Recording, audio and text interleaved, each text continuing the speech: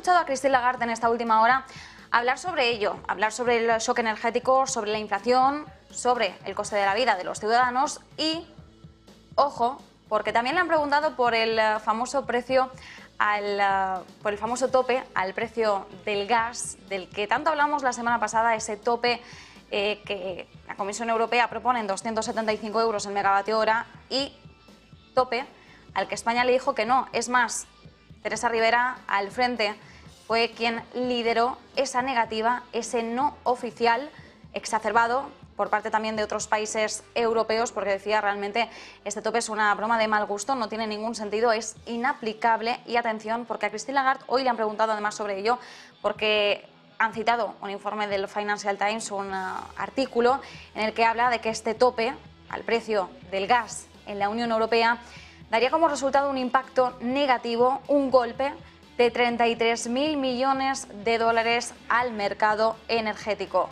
Una advertencia para nuestro mercado energético ya de por sí tambaleante y que vamos a analizar a continuación. Lo vamos a hacer con José María Camarero, ya contamos con él. José María, experto económico, experto también en energía. Muy buenas. Hola, buenas tardes. Bueno, José María, ¿cómo estás viendo la situación en la que nos estamos moviendo en estos momentos? Christine Lagarde no ha querido mojarse respecto a si le parece viable o no el aplicar un tope al precio al gas. Ella ha dicho, bueno, realmente el Banco Central Europeo no es quien debe valorar este tipo de instrumentos. Esto corresponde a Europa. Ha insistido en que, bueno, que Europa debe mostrar una voz conjunta, unida, porque, bueno, ella ha dicho, es solo así como vemos realmente que progresamos de alguna forma como una única voz. Pero claro, ella ha intentado echar balones fuera en todo momento porque no ha querido mojarse. También hay que tener en cuenta que el Banco Central Europeo, aunque muchas veces peca de organismo político, al final es una institución independiente y debe aplicar como tal. Pero bueno, hubiera sido interesante escuchar a Christine Lagarde al respecto. ¿Cómo estás viendo este rifirrafe entre la Comisión Europea y países, entre ellos España, que dicen que es absurdo aplicar este tope? Bueno, es que lo que decías de que se trata de aunar posiciones es muy complicado en el campo energético. Fíjate en un detalle, por ejemplo, España y Portugal llevaban pidiendo el tope ibérico, que es un tope propio, muy característico por la radiografía energética que tiene la península ibérica, desde septiembre del año pasado. Y no ha sido hasta junio de este año cuando se ha conseguido. Y se ha conseguido dejándose mucho en el camino. Quiero decir, hay muchos efectos colaterales que eran indeseados y que se han visto reflejados cuando se ha puesto en marcha el tope ibérico, ¿no? Entonces, de lo que se trata en Europa es de poner un precio único a todo el gas, un precio máximo a todo el gas, cuando la dependencia que tienen entre unos países y otros es mucho más pequeña. Es una dependencia, por ejemplo, que tiene Francia depende mucho menos del tope que otros países. España apenas lleva gas de Rusia. Alemania sí tiene mucho tope de Rusia, sí tiene mucho gas de Rusia. Por lo tanto, ahí hay muchas divergencias, muchos intereses contrapuestos. ¿Qué es lo que ha hecho la Comisión Europea? Pues tirar por lo alto, poner un tope de 275 euros megavatio hora, que en realidad es que no va a provocar ningún efecto porque no tiene ningún tipo de consecuencia práctica. Básicamente, lo que ha hecho la Comisión Europea es tirar hacia adelante, patada hacia adelante, sabiendo perfectamente que ese tope es inaplicable. Claro, y entonces ahora, teniendo en cuenta que este era uno de los asuntos que se hablaban a la hora de sacar adelante pues un paquete de medidas para aplicar también en casos de urgencia energética a lo largo de este invierno, ¿cuáles son las otras medidas que bueno, se han quedado ahora mismo bloqueadas en stand-by a la espera de conseguir avanzar en el término del tope al gas? ¿Cuáles son las medidas que ahora mismo sí podrían tener un sentido, que sí serían aplicables y que ahora mismo pues, han quedado ahí en pausa?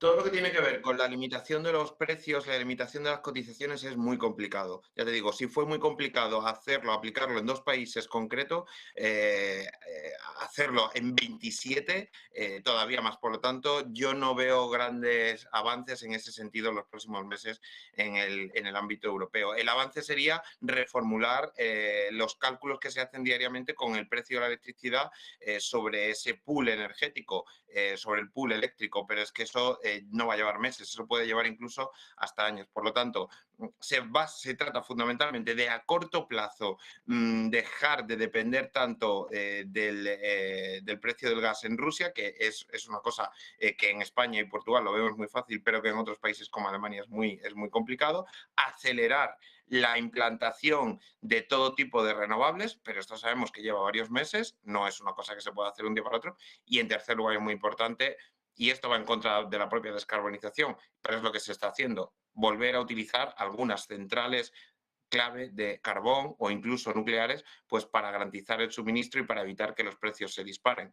Es decir, dar un pequeño paso hacia atrás temporal, como el que se está dando ya en muchos países, para después seguir avanzando en la transición energética. Utilizar los mecanismos que tienen los países en nucleares o en carbón, pues para evitar depender tanto del gas y por lo tanto que el precio no suba tanto. Pero todo lo que tiene que ver con la intervención del mercado, yo lo veo muy, muy complicado en el ámbito europeo.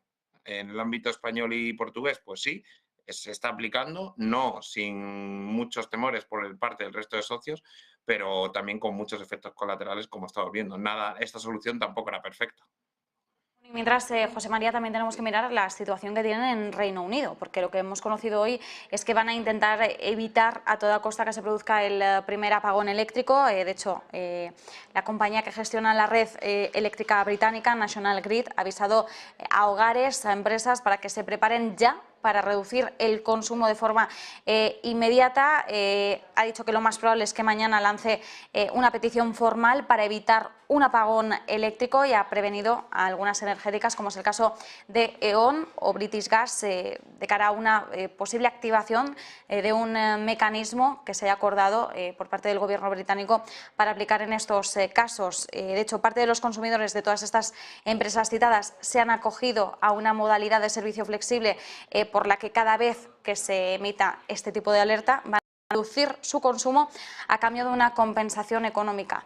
Reino Unido ya se está preparando. La realidad es que conforme vamos avanzando hacia unas temperaturas cada vez más frías, vamos a tener probablemente pues, situaciones muy similares o incluso peores a lo largo de las próximas semanas en distintos países, no solo en Reino Unido, pero sí que es cierto que en el caso británico cómo se ha disparado el precio de la energía va incluso mucho más allá de lo que hemos llegado a tocar en España, ¿no? ¿Cuál es la probabilidad de que sigamos viendo este entorno todavía más exacerbado estos próximos meses? Sí, es verdad que todos los países europeos, incluido el Reino Unido, se prepararon durante el verano con importantes reservas de gas para afrontar el invierno, pero Reino Unido vive una situación muy específica. También tiene que ver el hecho del Brexit, que se haya salido en los últimos años, se ha ido apartando de ese mecanismo europeo de fijación de precios, posibles compras conjuntas y en este caso, al estar más aislado energéticamente, también le impacta mucho más en materia de suministro. Lo que hace Reino Unido es un poco anticipar el plan que se aprobó en su momento en España, y es decir, que si no hay suministro suficiente de electricidad para todos en determinados momentos, en determinados días, que es lo que está ocurriendo, en primer lugar se tirará de de los grandes consumidores de electricidad, que son las empresas, la siderurgia, la industria. Lo que pasa es que para parar, y en realidad en España existen esos ajustes, los ajustes de capacidad, el mecanismo de capacidad, para que pare la industria, no consuma tanta energía, se le tiene que retribuir. Es decir, a una empresa se le obliga a parar su actividad, pero a cambio se le tiene que dar un dinero para garantizar el suministro, ¿no? Eso es lo que puede ocurrir en el resto de Europa si la situación se tensiona mucho. Lo que pasa que lo que decíamos antes, hay muchas diferencias entre todos los países. España, por ejemplo, tiene 6 plantas regasificadoras donde llega muchísimos metaneros, donde tiene mucha capacidad de abastecimiento y es algo, de la probabilidad de corte de suministro que no parece tan lejana. No quiero decir que sea improbable, pero que parece más lejana, quiero decir.